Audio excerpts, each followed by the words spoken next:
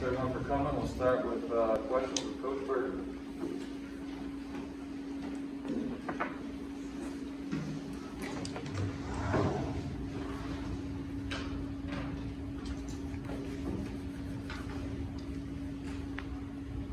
Good afternoon. What we got? I guess, 5 games in, your depth has been tested. It seems like a lot of the younger guys and other guys underneath have kind of responded. I guess, what have you seen from those guys like Hansen and Petrowski, guys that were maybe outside of the starting group that kind of moved into the mix now, and even guys like Barrow and in the middle? Well, those young men have stacked up their opportunities to play, number one, from the beginning of the season, having the opportunity to be in a second team, third team sometimes, seeing the guys that are great examples up front, like a Slade for a Hansen, and Petro, who is a leader in himself, but he has driven himself based on what Beasley has done, what Pomashuk has done. Those guys have been examples for him, and everyone has an opportunity on a week-to-week basis, and they're playing to their strengths, and they're really coming in and being very confident, okay? And winning breeds that. How do you like the way they've been able to adjust to different styles of play? Obviously last week was really fast. You got to use a lot of guys. But it's been different from week to week. How do you like the way they've been able to kind of adjust each week to what they're facing? Well, that comes from our process as a defensive staff, being able to give them the pieces of the puzzle on a daily basis as we get ready for a team each week. Having an NFL coordinator and how he breaks things down and how he teaches the kids in pieces, understanding that the detailed part of their notes, all right, the game planning and really dialing in on the specifics of what they're going to see each week. And I think that's been a big thing for us in our process as a defense and as a team. Note taking, taking those examples and then going out in the field and being able to take your segment and understand what we're trying to do and what they're trying to do to adjust to us on the field. And that's what's been going on, that's for sure. The pass rush so far, I noticed picked up here and they won this year at 7 sacks against Indiana, I think 3 last week. And they didn't give up. Like overall. Well, overall, we left a lot of sacks on the table, that's for sure. I'm going to tell you that right now, just when you speak of that. But we are gaining in a better position, guys knowing their strengths and what their best moves are, which allows us to be able to squeeze the quarterback up and everybody just not doing willy-nilly, but understanding the concepts for each pass rush that we have and the protections that you're seeing has been a big part of that. And so that's been a pleasure, but being relentless about what they're doing. What I mean by that, finishing plays, not taking time off during the play, but understanding what you're getting and then executing out of it. And I think that's been the key for us. The guys are playing hard, they're starting to understand why, and that's probably where we are now. Jacobs and the guys stepped up. You're leading out the last game and a half or so. You got 2 sacks the last 2 games. So that's what you're expecting out of the start. Well, that is the expectation of Tamakuba, Jacob. He has been the example on a week-by-week basis from the beginning of the game to the end of the game. He's in there in all crucial situations and really has kind of, how can I say it, rose to the occasion when the time was needed for a sack. And you can see that he has really grown and matured and become a team leader by example. And he's starting to lead vocally too. So we're proud of that. He's got great hands and he's going to continue to get better. And Beasley has been a big part of that, as you know. As you guys continue to keep winning, you see the rankings start moving up, and there's more buzz around the program. What do you say to your guys in your room about staying focused and not paying a whole lot of attention to some of the buzz that starts to get created when you're doing this? One of the big things is next is already here. And we got to do everything on a play-by-play basis, a game-by-game basis, and including we got to keep the outside noise out of it. We're not concerned about the rankings, and we're not just talking just out of it. We're not concerned about that. We have to be concerned with the voices in the room. And what the voices in the room is, this is the next situation we're in, this is the next play that we need to understand, this is the next game, and how can we get there and find it and do it as a group, okay? Really do it together. Because yeah, like you said, each week changes, okay? The dynamics of the group, the team we're gonna see, so we try to make that, we create our own chapter in the book, and this is chapter 6. And so that's what we look forward to now. It has its own tendencies, so we're getting ready for it. That's how we work. We gotta work on that. For for freedom around in particular, I mean, you got Peagler kind of done that. I mean, the other coaches kind of rely on you know how to message it to these guys in terms of saying keeping that focus, or maybe even internally for you know, having moments with that, you know, the first part of your career with Mark. I mean, you understand what the successes are. No doubt. Well, as a group, experience is a true teacher. We got a lot of experience from our head coach down, and us being here is a part of that. But we rely on each other, no different than the team. Players relying on each other. We rely on each other, understanding what we're seeing, and we have an open book in our meetings as far as the staff is concerned, and being able to ask questions of each other on how we would handle the situation. We leave our egos at the door too.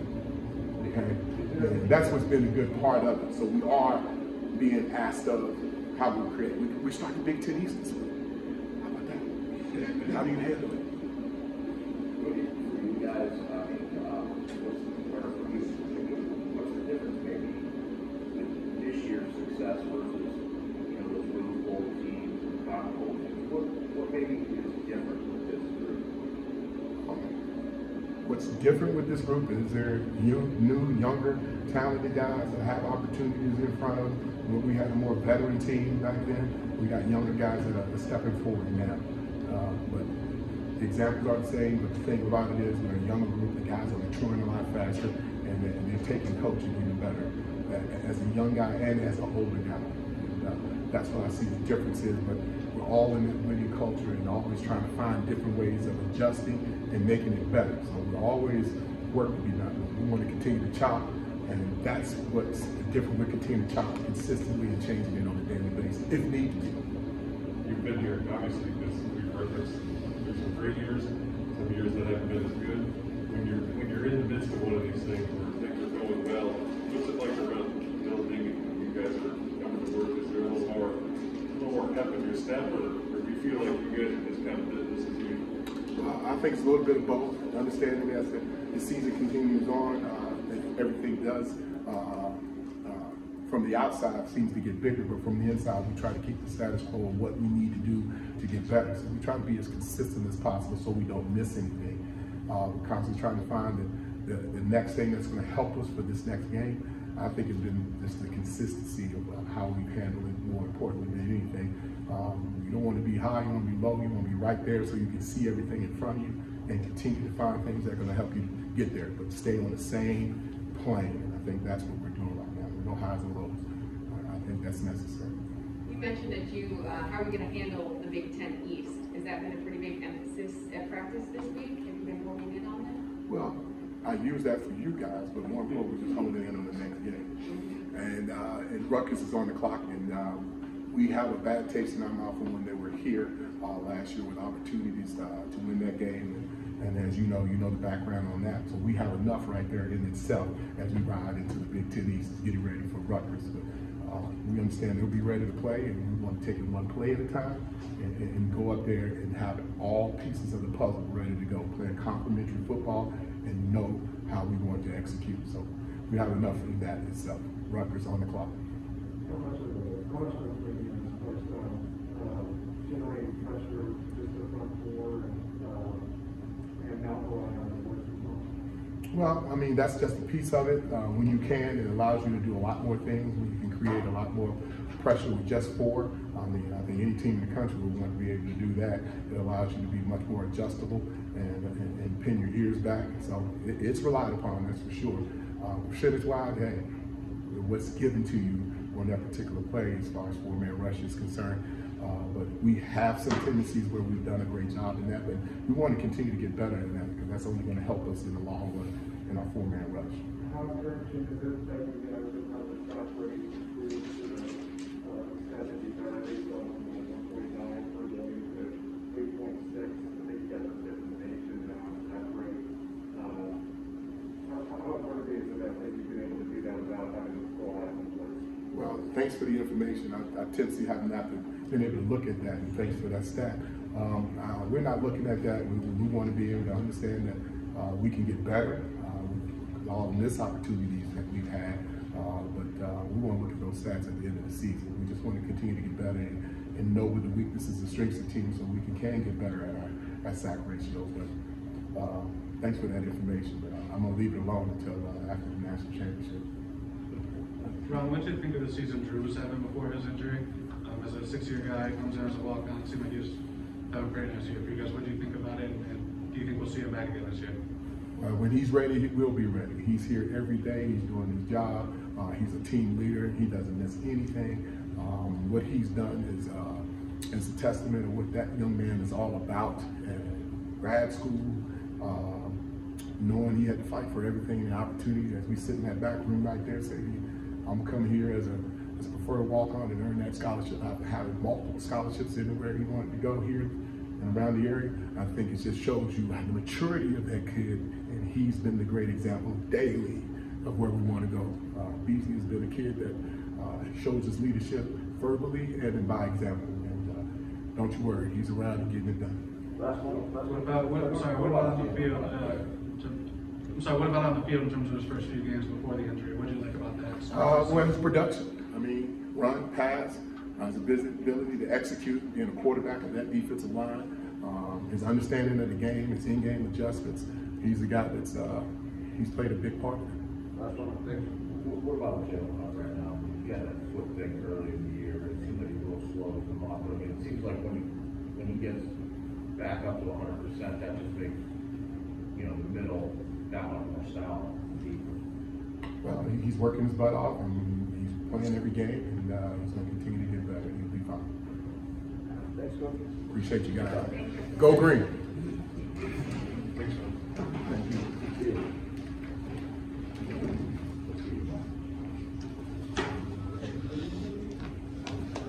You missed it. Huh? Go ahead. I'll let Coach Burton. I don't have as many one-liners, so y'all are pretty much screwed here.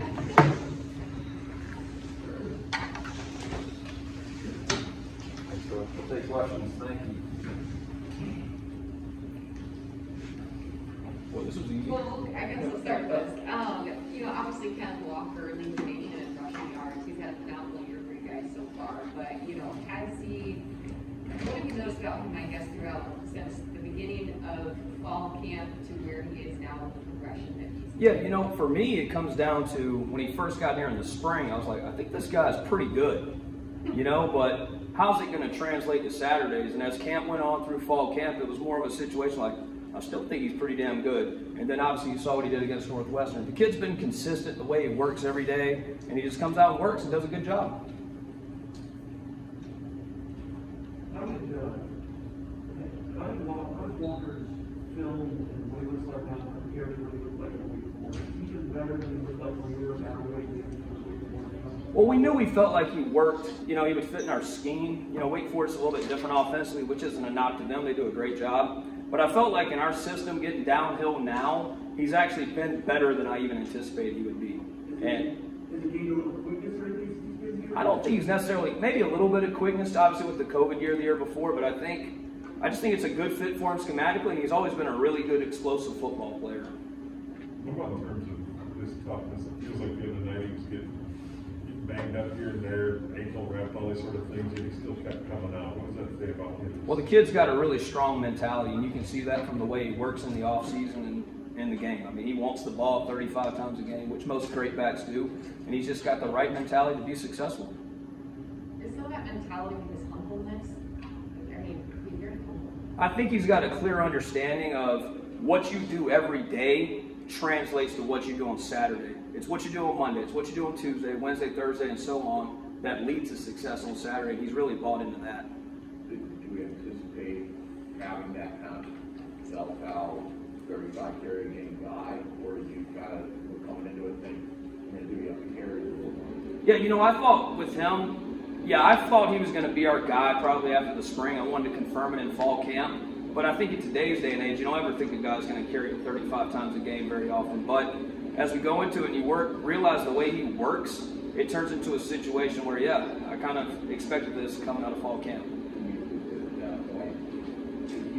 You obviously run the risk of overreach. How do you kind of juggle that with the younger guys to both give them reps in case something does happen, but also minimize the wear and tear? Yeah, generally we go into each game with some type of plan for how we're going to rotate the back. Sometimes, obviously, the flow of the game dictates how that goes. But for the most part, you know, we have a plan on how to rotate him, and we're making sure that the amount of plays that he's playing isn't all carries and vice versa, just trying to find ways to get the right approach where he's at his best in the fourth quarter, which I think you've seen him be at his best in the fourth quarter in every game so far this year. What about, speaking of those other guys, I mean, obviously Elijah has a good series and then gets hurt.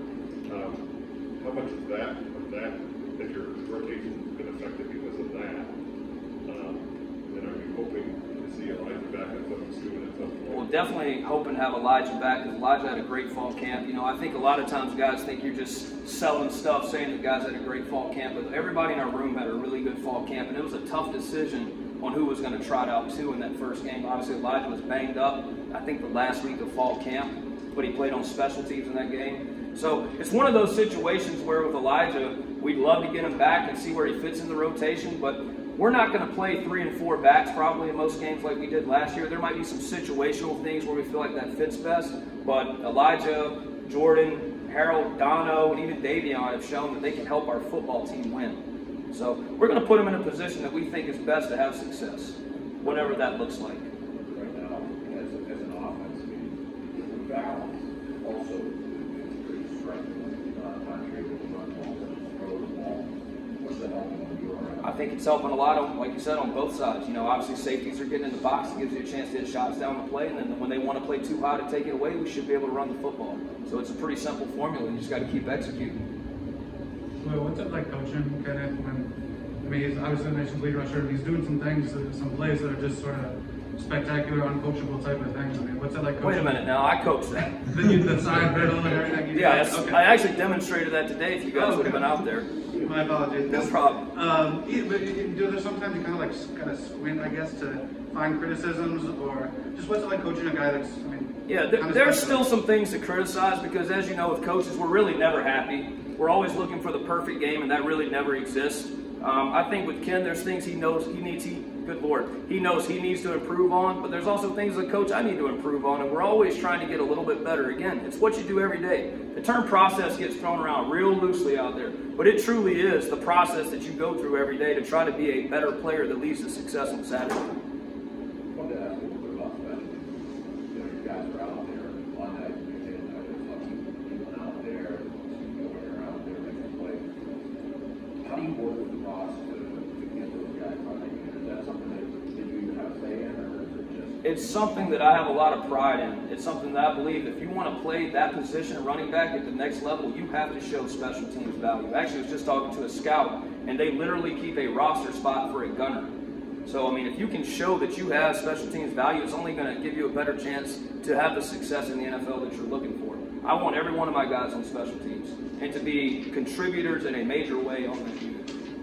Obviously, you mentioned you're never satisfied, but compared to last year to this year to have the most successful run game, how gratifying has that been? How uplifting has that been? It's been very gratifying, but you know as well as I do, that can change this week, and it'll be the same story. You know, they're smiling in your face right now. You got to take the attitude that, you know, we're going to go out, we're going to work, and the results will take care of themselves. Yes, very, very happy with what we've done to this point, but it's about what's next. What stands out in the last 2 games? So much success offensively for most of the season, but second half Nebraska, you know, something like that. And then last week, 42 the first half, 6 points in the second half, and really good. Yeah, you go back exactly what you said. You look back at it. The Nebraska game, for example, we did a lot of really positive things on offense, but we didn't finish drives. We got to look internally at ourselves and see what we can do better, because it's not what the opponent's doing. It's never about the opponent. It's about us. What we've got to do to have success. Just go back and watch the tape, and you'll see mistakes that we made. And if we can correct the mistakes we're making, I think you'll see that stuff translate into a 4-quarter game, which is what we're after. What about Harold, what you've seen from Bill Joyner, his development through camp, into the season? Where's he at right now? I think Harold had a really good fall camp toward the back end of it as he learned our system, because we didn't get him until late in the summer. And I think Harold is starting to take the steps to put himself in a position to help us even more. He's getting better right now, and I think he's going to help us throughout the course of the year. He's doing a great job on special teams, but also I think you guys will probably see him in a third down role a lot over the last few weeks. He's shown he can pass pro, and then maybe that can lead to more. You just mentioned a second ago, I mean, kind of still has some, what are some of those things that you still think are out there for him, where you still want to see him get better? we see the numbers and the highlights and everything, and people love him around here, obviously. But what are those areas that you as his coach are seeing? Yeah. It could be just taking the routine run. Sometimes, we look for the big plays, and sometimes we just need a 3-yard gain. But then you look out there as a coach, and when it should be a 3-yard gain, he turns it to a 12-yard gain. So it's kind of that, whatever, just doing little things with our eyes and things of that nature, pressing the line of scrimmage a little bit more. And he's working his ass off at it, so he's going to improve on that too. Is it premature to think about him in a Heisman conversation? I know that's not necessarily something you guys think about, but, it's, one of those things when you see a special kind of year like this, you have to know that it could be possible. Yeah, I think you'd be lying if you said you weren't familiar with that, that being out there. But I think at the end of the day, it goes back to what we talked about. What are you doing every day? Because the reason he's having success is his teammates, who he is as a person, and the way he practices and the way he trains. And if he can continue to do that, I think he'll have the success he's looking for. The Heisman Trophy, one guy wins the Heisman Trophy. But if you're doing the right things, you give yourself a chance. What's it been like seeing Connor have some success in a new position? He was in here talking about it. I think you said like it's like letting my oldest son go. Yeah, that's been pretty gratifying for me, just because I know what type of kid Connor is. I always felt like he was maybe a little bit out of place at running back, but I kept saying since last spring, I'm like, man, I think this guy's going to be an NFL tight end or an H-back in kind of that new school role. And I think he's proven. I think he only practiced that position for 2 weeks during fall camp. So I think his best football is in front of him at that position. So I'm very happy. Anything else? All right, thanks, George. You guys started getting me on a roll. I was ready to talk some more. Awesome. Thanks, guys. Appreciate you. Thanks.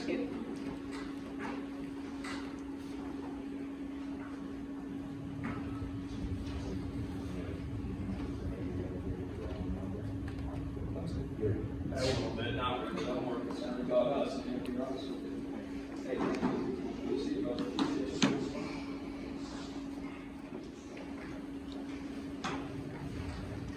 I'll do the same thing as that.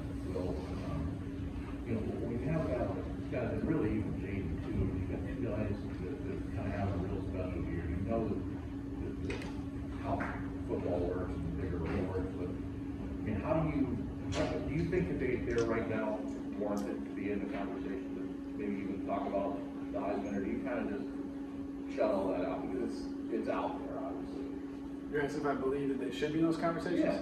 Absolutely. You look at them and just, if you look at statistics, we got a guy leading the country in rushing, and then the other guy's leading the country in all-purpose yards. So, when you just hear that, you'd say that those are the type of guys that should be in those conversations. So I definitely believe that they deserve to be in those conversations for many reasons, and that's just one of those reasons. So I think that they've been electric so far this year, and it's our job to keep rolling with what they got going right now. So.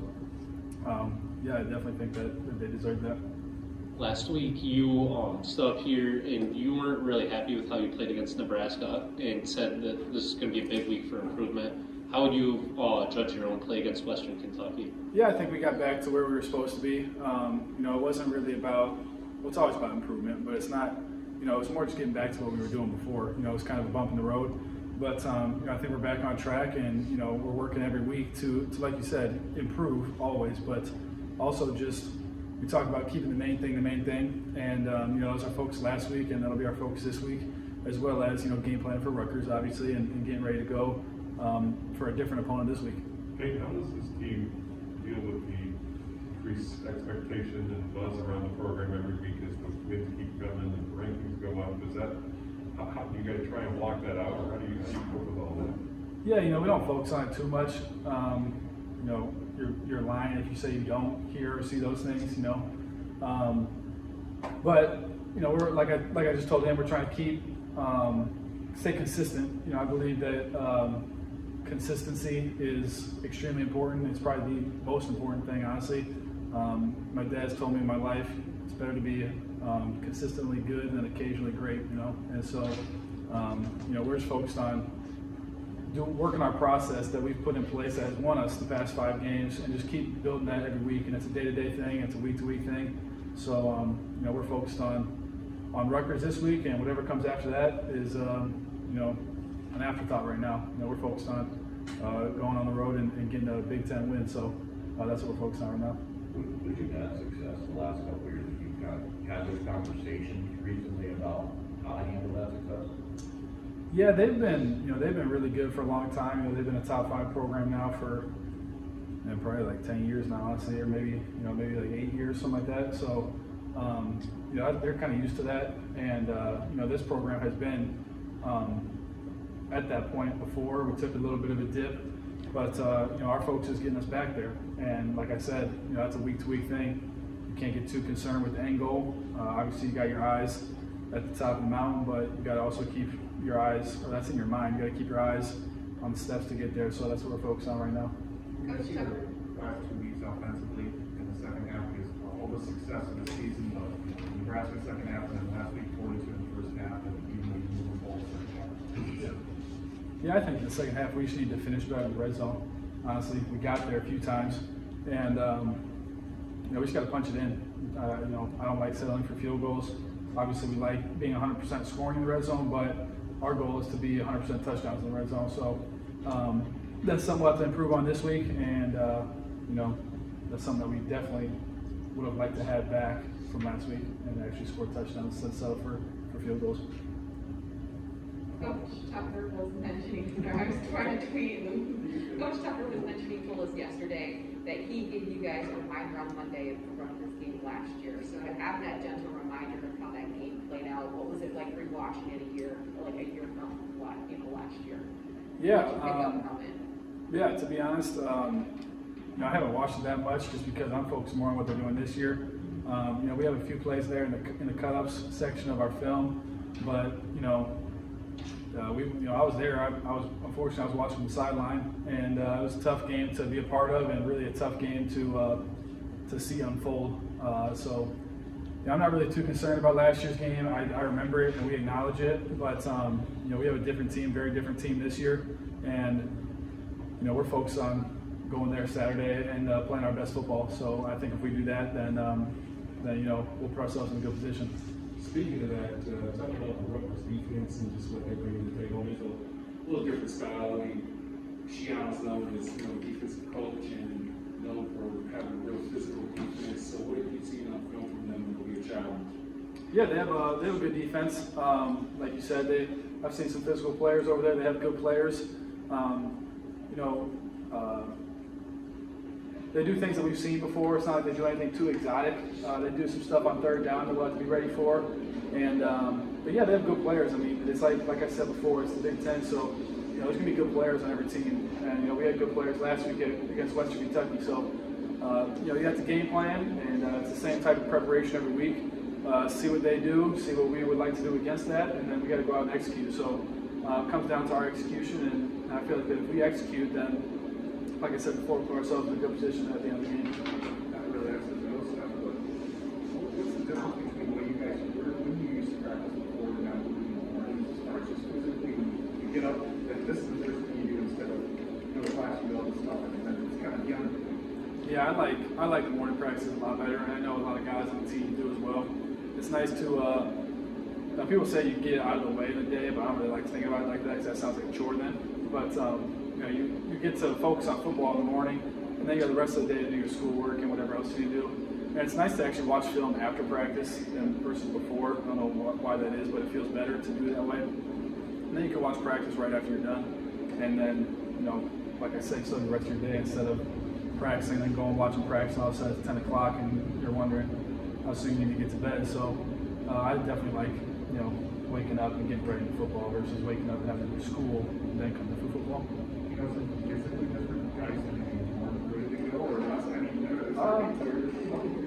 Yeah, I definitely think more guys are more ready to go. There's not really any sluggish feeling versus when you had the afternoon. Like some guys will go to 2 classes, 3 classes, then have to kind of practice. You might be a little tired, but you wake up in the morning and you're ready to go. So there's probably a physical effect on that as well. Is there a benefit or hindrance on the class side? As in like practice in the morning versus night. You're fatigued for class, or do you feel like you're more energetic? No, I'd say probably more energetic for class. I've heard many times people talk about if you get a lift in or a workout in the morning, you're more productive at your workplace and throughout the day. So it's definitely nice to get up in the morning, get moving around, and then you can go to class and do all your school stuff that you got to do.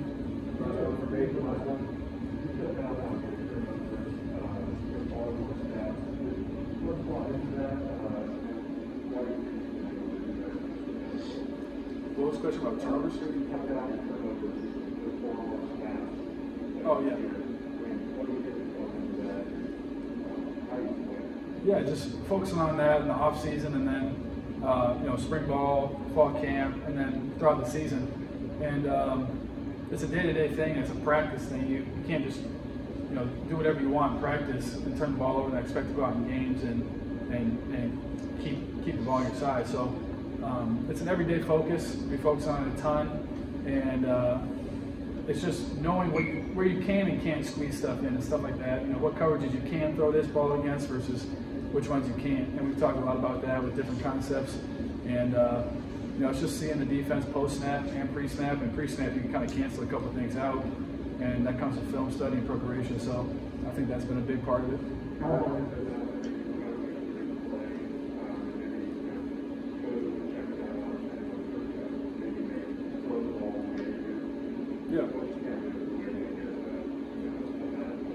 Yeah, those are split-second decisions, but like I said before, it's kind of pre-snap, you're collecting data, and then post-snap, you got to see what everybody's doing. Not everybody, but you got your eyes on a guy or two, and you got to see what they do. And based off that one guy, usually you can tell what most of the other guys are doing by film study, and that's just part of the weekly preparation. And how well you prepare sets you up for those opportunities in the game, and also to not get yourself in trouble, like you said. So I think that's a huge part of it. All right, thank you guys.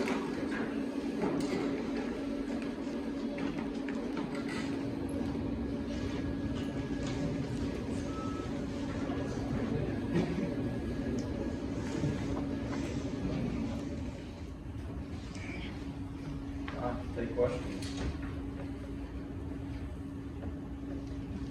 So, 5 games in, leading the nation in all-purpose yards. Did you envision this kind of individual success this year, or even when you were out here a couple years back? Honestly, it's all really like kind of a blur to me. I didn't really know I was leading the nation in all-purpose yards. Honestly, I'm just going with the flow. Doing what the coach is telling me to do.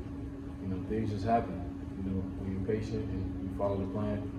So I'm really focused on continuing to do the same thing that I've been doing, work hard at practice during the week, and everything else take care of itself.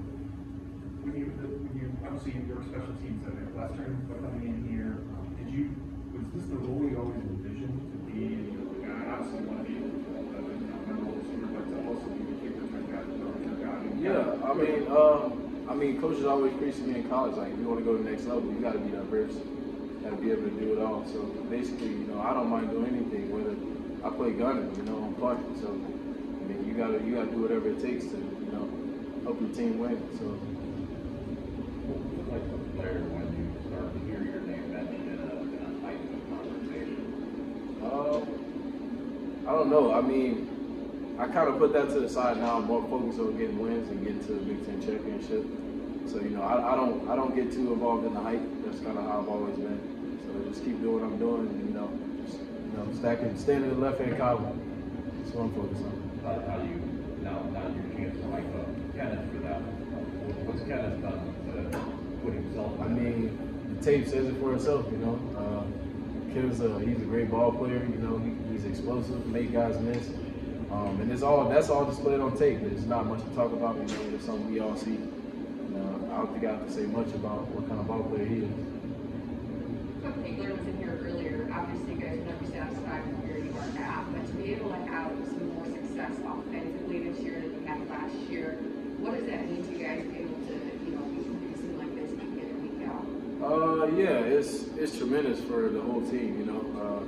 It helps our defense out a lot. Keep them off the field a little bit more than we did last year. So, it's been great, having diversity in the offense.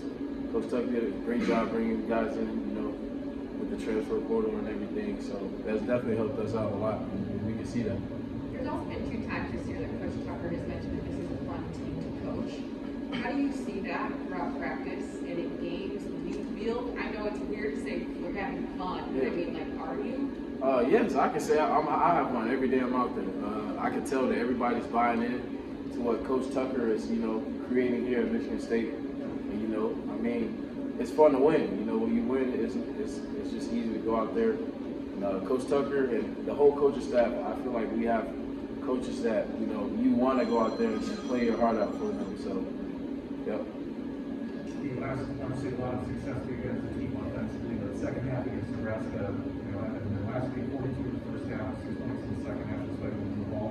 Which would you see from maybe similarities between the last two second halves? Yeah, we obviously need to step it up in the second half. You know, the past 2 weeks haven't been so great. You know, the first few games you can see that, you know, we kind of struggled in the first half, and in the second half we put a lot of points on the board. So they've been harping on us all week. You know, we've been in practice, so we have an actual halftime at practice. So, you know, our coach has been harping up to us like the second half needs to be better than the first half of practice. So, yeah, we've been working hard, and, you know, we'll get that fixed. One of the things over the last few years, last year in particular, you got super pass heavy. With the ability to run the ball, what does that do with the passing game?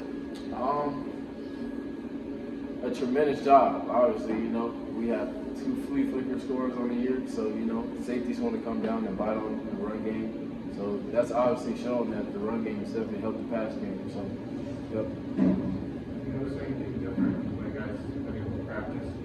Just moving from the afternoons to the mornings now, starting the day with the pass before, as opposed to class and all the stuff. Yeah. For me personally, I'm an early guy. I wake up early a lot anyway, even if we don't have practice. You know, on a Sunday I wake up about 7 o'clock, 7:30. And also before I came here, Western was early. You know, we had an early little practice and everything like that before class. So I was kind of used to that, and I've always been waking up early. But it seems like the team has adapted to that very well. Obviously, I mean, I don't see any problems. We always wake up with great energy every practice, and everything looks good to me. So you know you've seen Kenneth handle the attention and the success he's had. I mean, you guys, like you said, have seen it in spring and summer and everything, but before that Northwestern game, I don't think a lot of people outside of Wake Forest, Michigan State maybe even knew his name. Now he's being talked about as a Heisman candidate and all these different things. How's he handled that week by week, and the success keeps coming? Week by week, he's been the same guy I met when I first met him. Super humble, you know, hardworking. Nothing's changed about him. You know, he's not satisfied at all. So he's always working hard every day in practice, and he's been the same guy. So I've seen no difference in what Kenneth has showed in being a person. So, do you expect teams to handle punt any differently when you're back there now? When you score 2 straight weeks, do you think they might? You know, do you expect to see fewer returns? I guess fewer balls kicked to you. I mean, I hope so. I hope they kick it back there, but I mean, I don't know. We'll see that. We'll see what scheme they have for me or whatever they plan pregame, but I hope they do kick it, honestly. Last year, you had 2 fumbles early in that Rutgers game. Over the past couple games, since the start of the season, you guys have minimized the amount of turnovers you had. How much did you guys look at that Rutgers game and say, this is something that we need to just do away with on our own, that we can do? Can you repeat the last part of Yeah, that? I mean, it's something that, turnovers a lot of times are something that you create yourself as a group. How do you eliminate them? And how do you guys go about eliminating them from game 1 last year to now? Oh yeah, I mean, games are just like, plays. We got the 24-hour rule for games. Once that game happens, it's over. You focus on the next game. If you drop a pass, you focus on the next play. I mean, if you live in the past, you won't be able to, succeed in the future. So, I mean, pretty much we left that where it was, and we figured out what we needed to work on, and we worked on it very hard. Coach Tuck, stress ball security. We did ball security drills. From that point, we've never done more ball security drills ever. So, we figured out what we needed to work on, and we attacked that.